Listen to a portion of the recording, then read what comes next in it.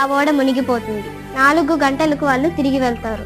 అతను తెల్లవారు లేచి చూడగానే అతను ఆశ్చర్యపోతాడు. నేను ఈ మార్గంలో నేను కాదు రాత్రి బండి నడిపింది అని. నేను ప్రార్థించిన నా యేసే నాకు తోడుగా ఉన్నారు.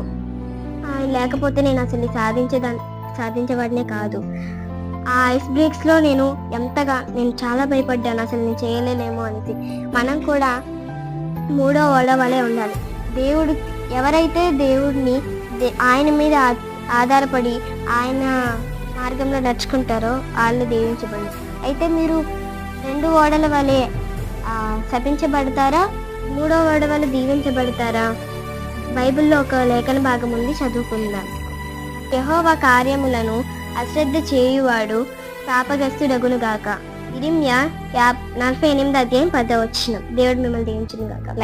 God bless you.